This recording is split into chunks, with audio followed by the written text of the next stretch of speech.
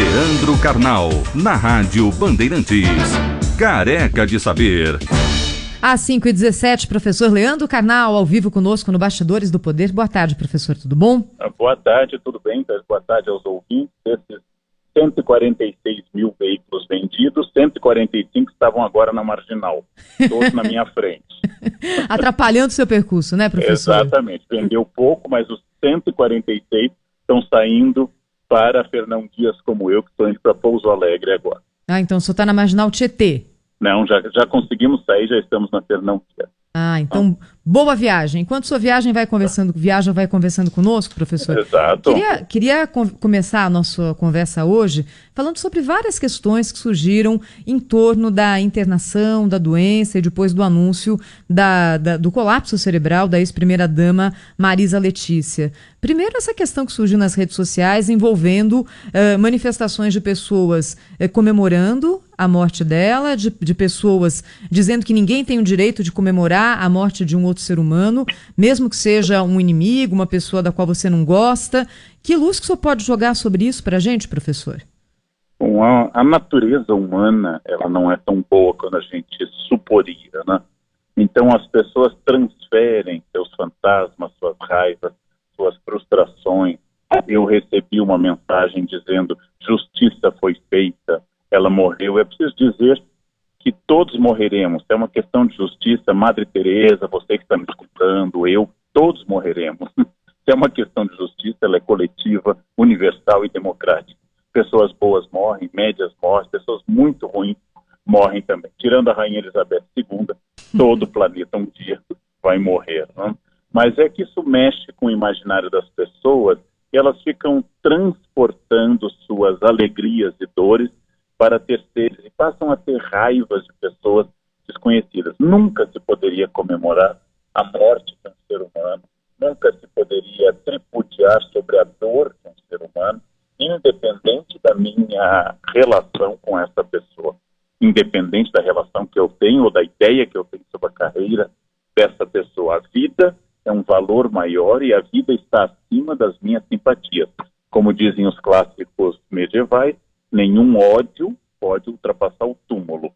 Você não pode odiar além do túmulo. As pessoas podem ser adversárias, elas nunca podem ser inimigas, elas podem ser adversárias apenas. Agora vou levar a discussão para um outro patamar, professor, mas num caso extremo, por exemplo, no final da Segunda Guerra, depois de todas as atrocidades cometidas pelo governo nazista, muita gente deve ter comemorado a morte de Hitler. O senhor acha que isso se aplica também a qualquer caso? Eu acho que você comparar um genocida do pote de Hitler, que também concentra raivas pelo que fez, com o caso de uma primeira-dama que entrou muda e saiu calada, eu acho que é uma comparação forte. Mas tomando sempre o nosso modelo de maldade... Mas assim, só para os nossos ouvintes não me entenderem mal, professor, eu não comparei os dois casos, mas na verdade o raciocínio, né? Se a vida tem que ser preservada independente do que a pessoa fez, e aí eu joguei um caso máximo para colocar o senhor a discorrer. Então vamos pensar o seguinte: o que é melhor?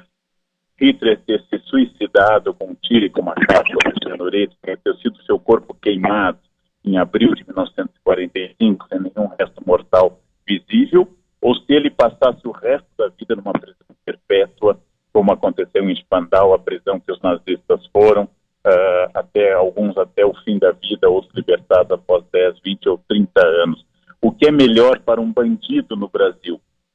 Ser assassinado, morrer, ou passar o resto da vida na cadeia? Ou citando uma coisa que parece um pouco, não sei se irônica, que é um conselho de Rochefoucauld: se você odeia um homem, mulher, você deve dar um tapa nele. Se você o odeia do fundo do coração, deve matá-lo. Mas se você quiser puni-lo pelo resto da vida, deve casar com ele. Porque só assim a punição será dividida por todos os dias. Isso vale para homem em relação à mulher, mulher em relação ao homem, obviamente. Mas, eu sou contrário a qualquer pena de morte, mesmo para quem cometeu crimes estrondosos, e acho que a pior coisa que pode acontecer a um criminoso ou alguém sem ética é ser preso e passar o resto da vida sem liberdade. Isso é muito mais grave do que, num minuto, receber uma injeção letal, uma pena de morte contemporânea e desaparecer.